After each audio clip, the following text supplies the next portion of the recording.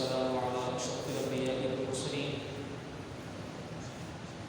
أما بعد فأعوذ بالله من الشيطان الرجيم بسم الله الرحمن الرحيم ہفتہ وار درس حدیث میں ہم کتاب العلم کے حوالے سے جو احادیث کریمہ مروی ہیں علم کی فضیلت اور صاحب علم کے لیے جو انعامات و اکرامات ہیں اور علم کی ترغیب میں جو احادیث کریمہ مروی ہیں آپ کے سامنے پیش کر رہے ہیں۔ آج کی جو احادیث ہیں وہ بہت ہی جامع ہیں، مختلف اجزاء ہیں۔ اس پہلی حدیث شریف جو آج کی ہماری اس کے سنتے ہیں، آج انشاءاللہ یہ مکمل حدیث شریف سے مسلم شریف کی روایت ہے، یہ آپ کے سامنے پیش کریں گے۔ انشاءاللہ ایمان کی تازگی نصیب ہوگی اور عمل کے لیے ہمیں بہت کچھ انشاءاللہ حدیث شریف سے ملے گا۔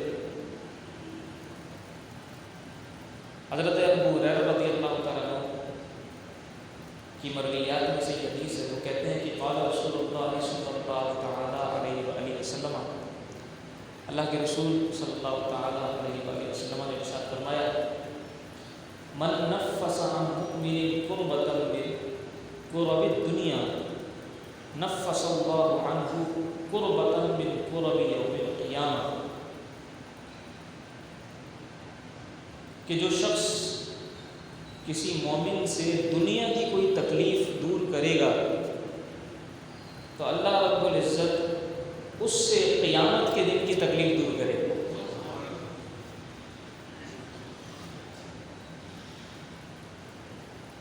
مزید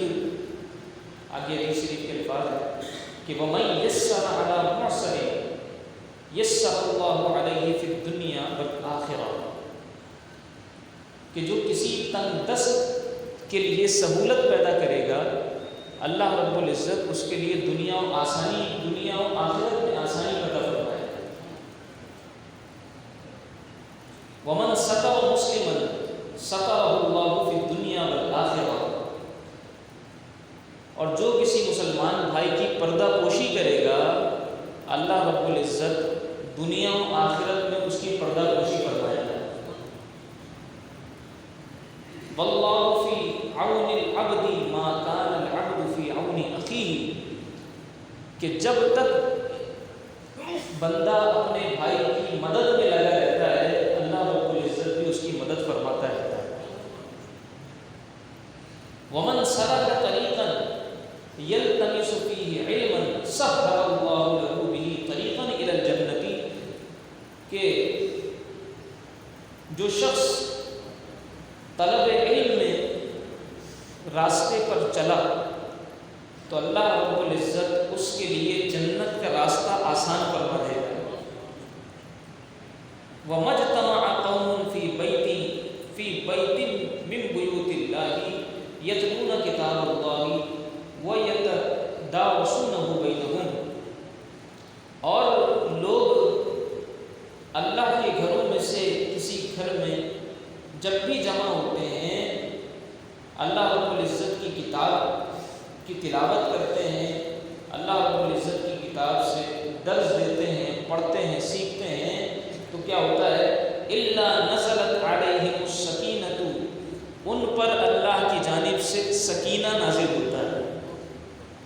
وغشیتہم الرحمۃ، اور اللہ کی رحمت انہیں ڈھانپ لیتی ہے، وحفتہم الملائکۃ، اور ملائکہ ان کے گرد جمع ہو جاتے ہیں، وَذَكَرَهُمُ اللَّهُ فِي مَنْ عِندَهُ، اور جب وہ اللہ کا ذکر کر رہے ہوتے ہیں یا اللہ کو یاد کر رہے ہوتے ہیں تو اللہ رب العزت انہیں اس محفل میں، ان لوگوں کی محفل میں یاد کر رہا ہوتا ہے جو اس کے پاس ہے، یعنی فرشتوں کی محفل میں اللہ رب العزت ہمارا تذکرہ فرماتا ہے، ان لوگوں کا تذکرہ فرماتا ہے جو اللہ کا ذکر کر رہے ہوتے ہیں، اللہ کا نام لے رہے ہوتے ہیں، اللہ کی یاد کر رہے ہوتے ہیں۔ وَمَنْ بَطَّأَ بِهِ عَمَلُهُ لم یسرع بہ نسبہ، کہ جسے اس کے عمل نے پیچھے دھکیل دیا اسے اس کا نسب آگے لے کر نہیں جائے گا۔ یہ مکمل حدیث شریف ہے جو امام مسلم نے ذکر فرمائی ہے۔ اب دیکھیں اس کا ایک ایک لفظ،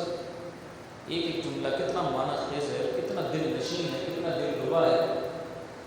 اور کیسا روح پرور ہے، کیسا ایمان افروز ہے، کتنی چاشنی ہے۔ سب سے پہلے تو فرمایا کہ جو کوئی کسی صاحب ایمان سے، کسی مومن سے دنیا کی کوئی تکلیف دور کرے، اللہ رب العزت آخرت کی تکلیف اس کی دور فرما دے گا۔ قیامت کے دن کی جو تکلیف ہے وہ اس کی دور فرمائے گا۔ اللہ اکبر۔ اب دیکھیں ہمارے لیے عمل کا کیسا پہلو ہو۔ اب کسی بھی قسم کی کوئی تکلیف ہو، کسی کے زخم لگ گیا، ہم نے اس کی درستی کا اہتمام کر دیا، کوئی پریشان ہے اس کی پریشانی کو ہم نے دور کر دیا، کسی کے حوالے سے، کوئی صحت کے حوالے سے پریشان ہے، کوئی مال کے حوالے سے پریشان ہے، ہم نے اس کے لیے جو ہے وہ آسانی کا انتظام اور اہتمام کر دیا۔ ہماری اس چھوٹی سی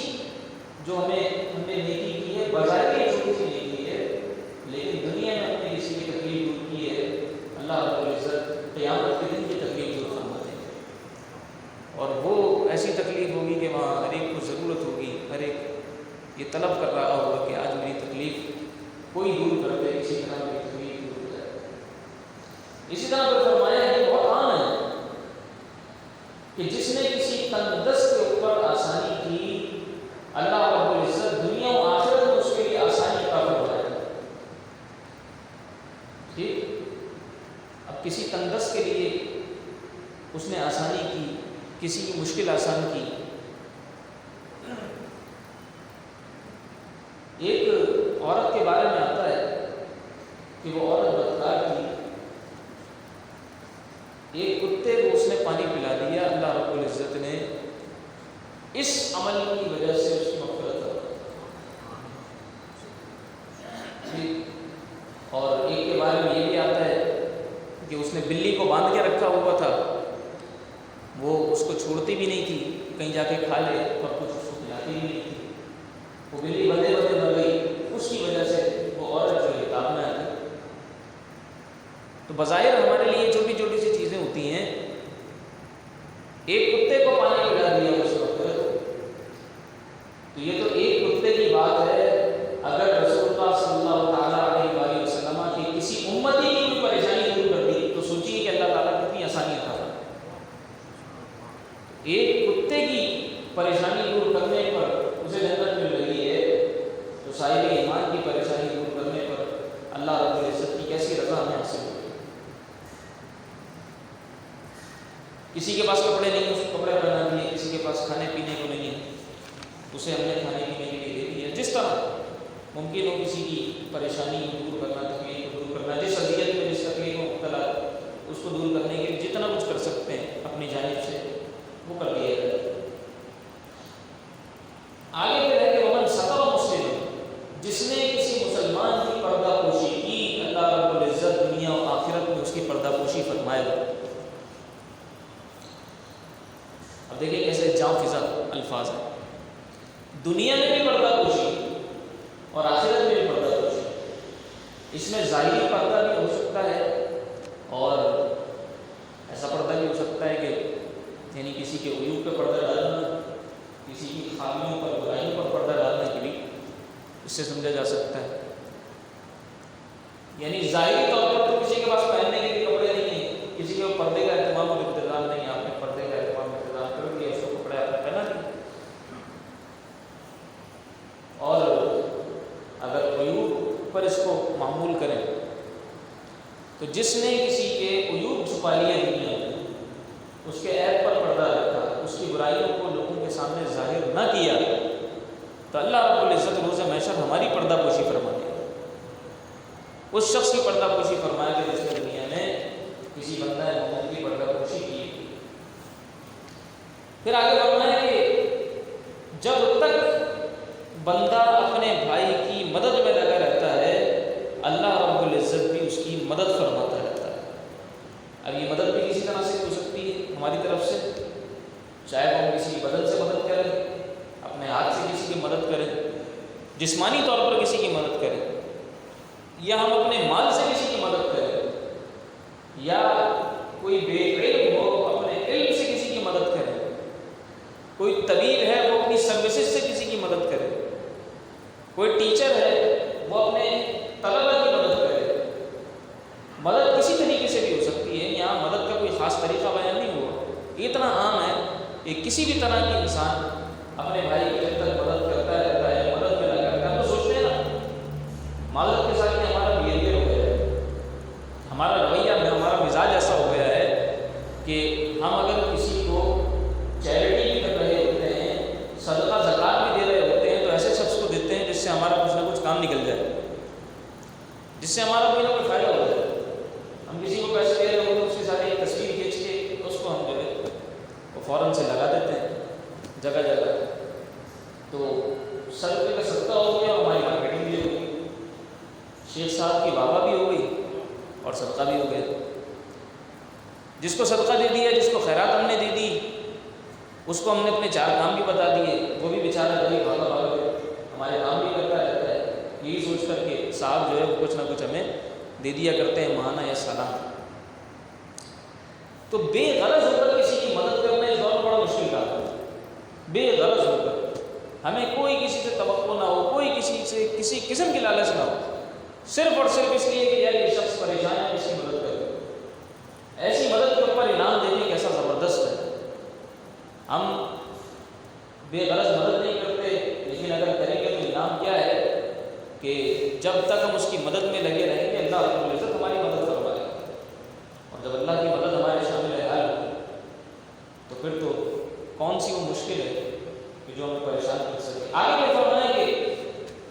جو علم کے راستے پر چلتا ہے اللہ رب العزت اس کے لیے جنت کے راستے آسان فرما دیتا ہے۔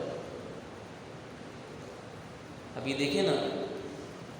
ہم یہاں جو آ رہے ہیں سننے کے لیے، علم حاصل کرنے کے لیے، یہ بھی علم کا راستہ ہے۔ علم کے راستے پر چلے،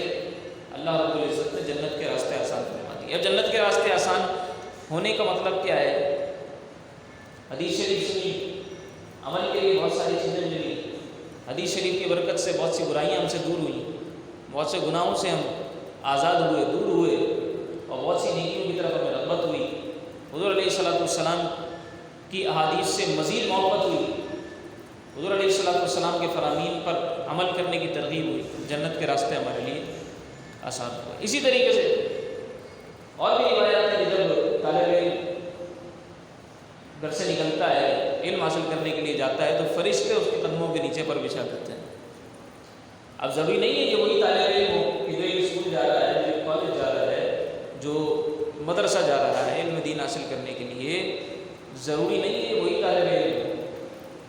علم حاصل کرنے کے لیے جو شخص آ رہا ہے وہ طالب علم ہے، چاہے وہ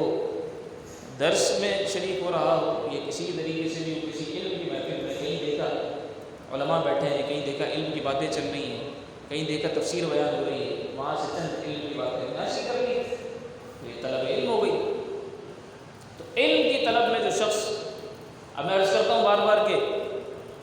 اس زمانے کی مصروفیات، پھر عمر کے تقاضے، پھر ہماری جو ہے وہ روزمرہ کی جو ذمہ داریاں ہیں، ان کی وجہ سے یہ ذرا مشکل ہو جاتا ہے، اگرچہ ناممکن نہیں ہے، مشکل ہو جاتا ہے باقاعدہ صبح میں، رات میں کہیں کسی مدرسے میں داخل ہو کر باقاعدہ علم دین حاصل کرنا۔ یہ اس طرح کی جو محفلیں ہیں ہماری، ہفتے میں ایک محفل، ایک درس، یہ ہمارے لیے بڑا غنیمت ہے۔ اس کے سبب ہم علم سے جڑے رہتے ہیں اور جو ہے وہ کچھ نہ کچھ قرآن و حدیث ہم سنتے اور سیکھتے رہتے ہیں، تو اس کو کم سے کم جو ہے وہ ہمیں نہیں چھوڑنا چاہیے۔ انبیاء نے علم کے سفر کیے۔ حضرت خضر علیہ السلام کی طرف جو حضرت موسیٰ علیہ السلام کا سفر تھا، 15ویں سپارے کا اختتام اور 16ویں سپارے کا آغاز، سورہ کہف، کہ حضرت موسیٰ علیہ السلام کو حکم ہوا حضرت خضر علیہ السلام کی طرف حضرت موسیٰ گئے، اور وہ سارا واقعہ وہ تفصیل کے ساتھ قرآن کریم کے اندر موجود ہے کہ حضرت خضر علیہ السلام نے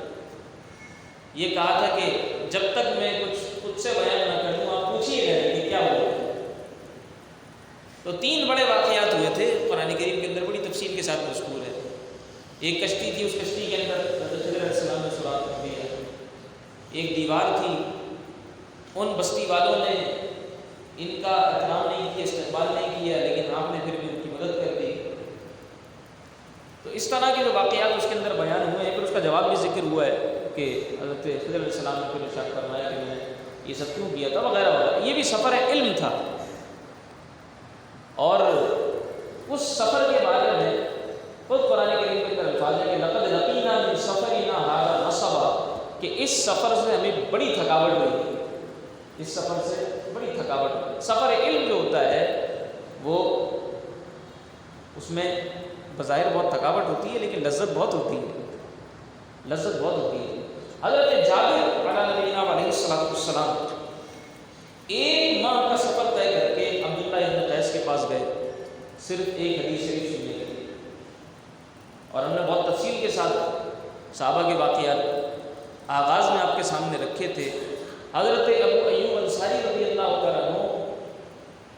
مدینہ شریف سے صرف ایک حدیث کی سماعت کرنے کے لیے ملک شام گئے تھے، اور گئے، حدیث شریف آپ نے سنی، اور سنی بھی کیا، وہ حدیث شریف آپ کو یاد تھی، صرف یہ تھا کہ جو ذہن میں میرے الفاظ ہیں کہیں ایسا نہ ہو کہ کچھ آگے پیچھے ہو جائے۔ تو اس وقت وہ اور ان کے ساتھ ایک ہی صحابی موجود تھے جنہوں نے رسول اللہ صلی اللہ علیہ وسلم کی مجلس میں وہ حدیث شریف سنی تھی۔ ان کو یاد آ گیا کہ وہ صحابی ابھی موجود ہے، ایسا نہ ہو کہ یا تو وہ دنیا سے چلے جائیں یا میں چلا جاؤں، اس سے پہلے اس حدیث شریف کی میں جو ہے وہ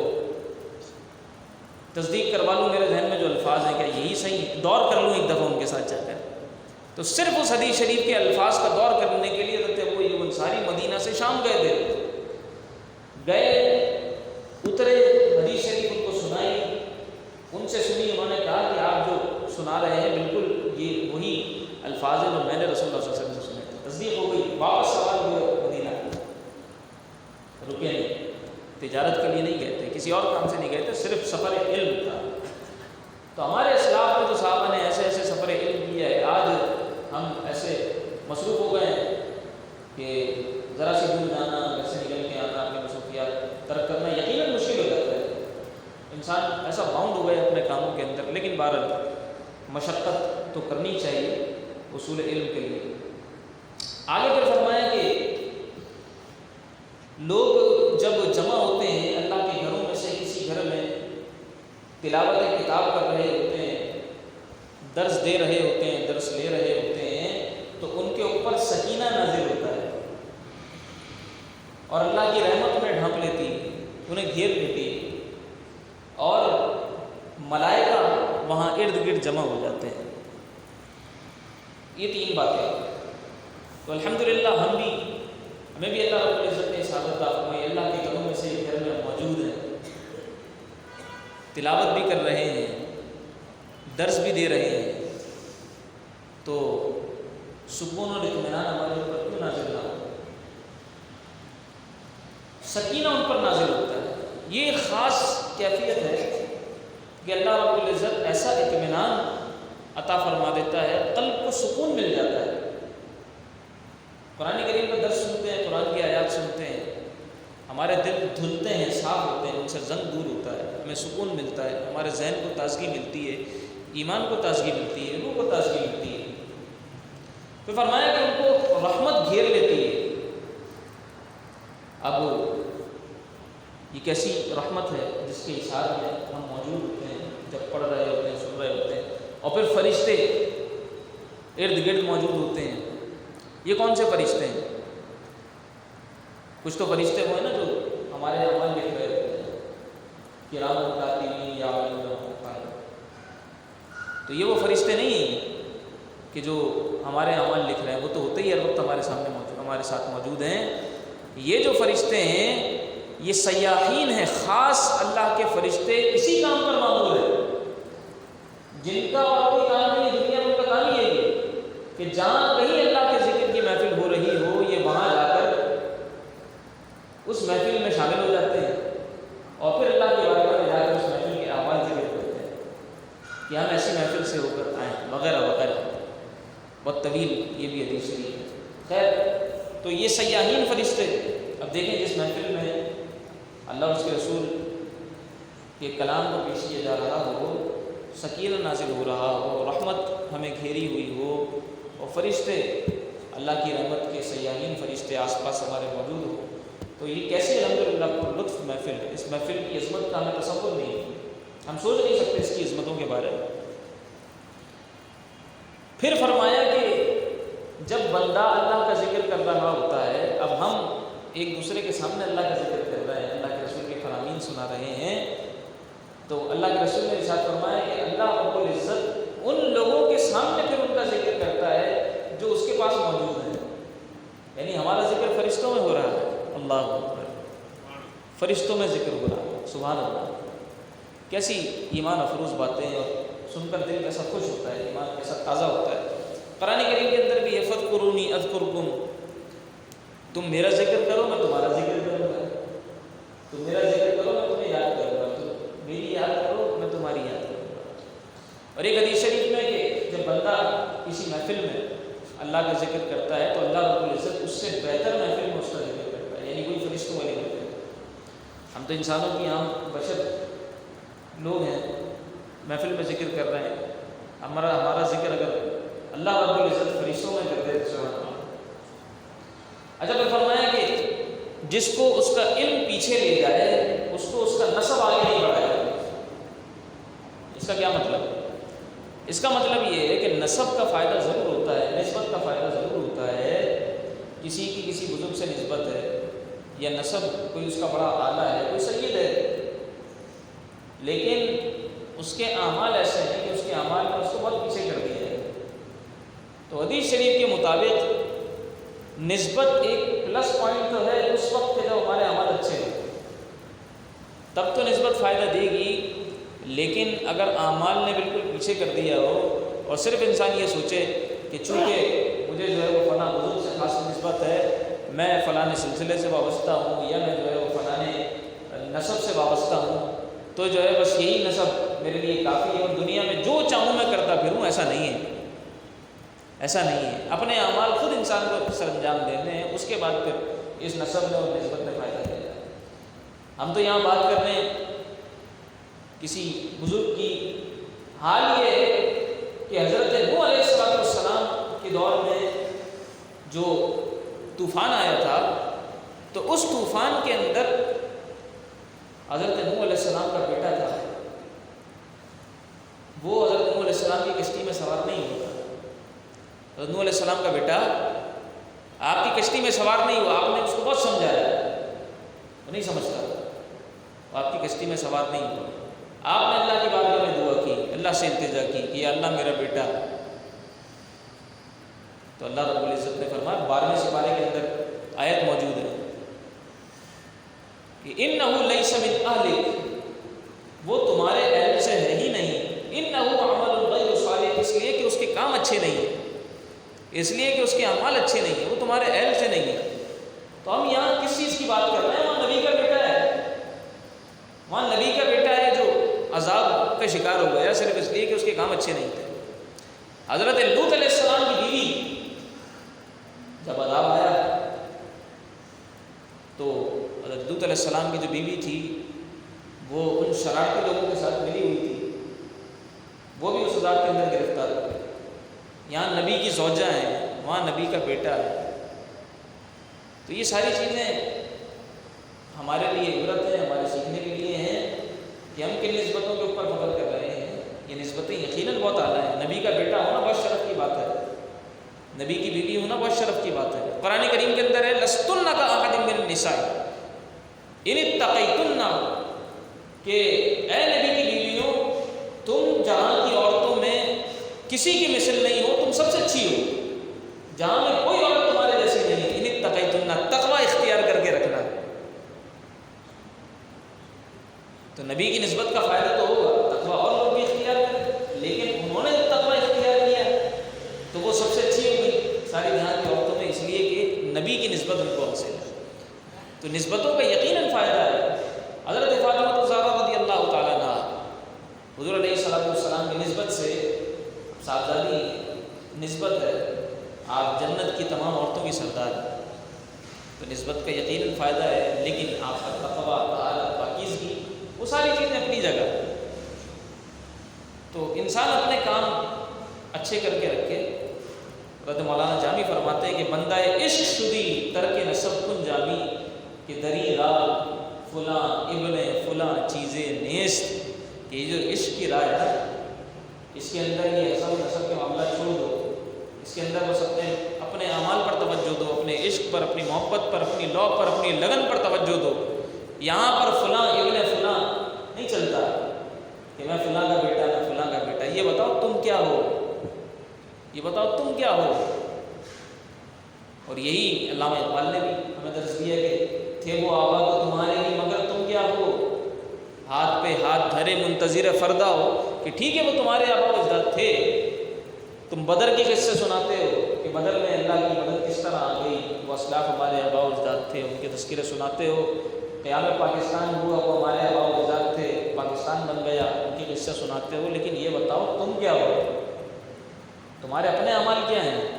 اس وقت جو حال ملک کا ہو رہا ہے، ان پریشانیوں کے اندر تم گرفتار ہو، یہ کہیں تمہاری اپنی بدعمالیوں کا صلہ و نتیجہ تو نہیں ہے۔